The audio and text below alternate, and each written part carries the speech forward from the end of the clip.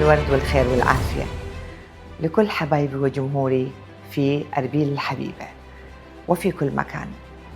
الحل الأمثل لطفلك هو بريتش جرامر سكول، مستقبل أفضل، تعليم أفضل، مستوى من الاهتمام والأسلوب المميز.